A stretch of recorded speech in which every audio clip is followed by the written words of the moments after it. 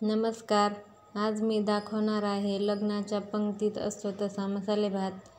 तर कुकर गरम केला आहे, त्याच्यात तेल घातले आहे. नंतर तमालपत्र व खडे मसाले घातले आहेत. असा मसाले भात बनवण्यासाठी खडे मसाले व धणे मिक्सरला जाडसर वाटूनही घालू शकता, जर भात जास्त स्पायसी हवा असेल तर. पण मी अख्खे मसाले तसेच घातले आहेत, मिक्सरला त्याची पेस्ट वगैरे केली नाही. नंतर कट केलेला कांदा घातला आहे. कांदा छान लालसर असा होईपर्यंत भाजून घ्यायचा आहे. व्हिडिओ आवडत असल्यास नक्की लाईक, शेअर आणि सबस्क्राईब करत चला. नंतर कढीपत्ता, हिरवी मिरची घातली आहे.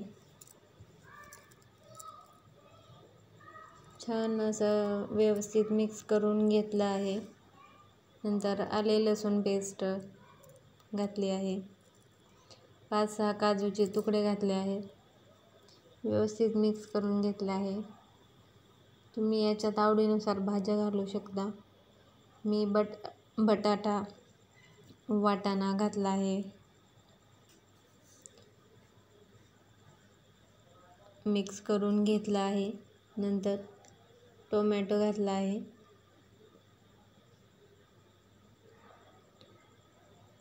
छान मिक्स करून घेतला आहे.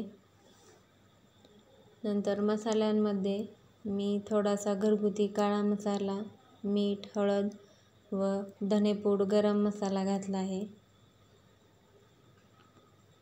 काळा मसाल्याऐवजी लाल मिरची पावडरही घालू शकता. व्यवस्थित मिक्स करून घेतला आहे.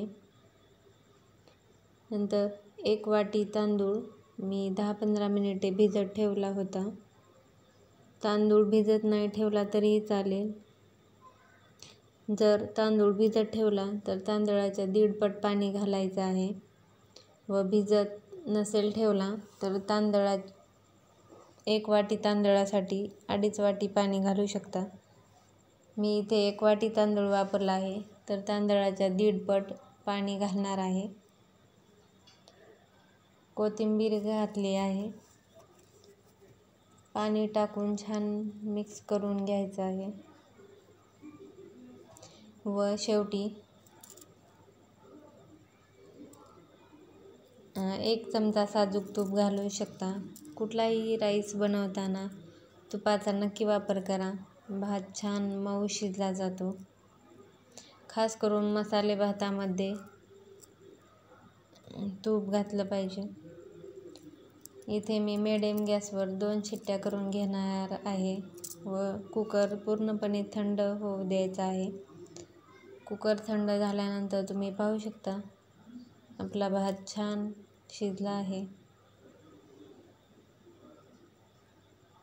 एकदा नक्की अशा प्रकारे ट्राय करून पहा. गरम गरम हा भात एकदम छान लागतो. मी इथे प्लेटमध्ये सर्व करत आहे.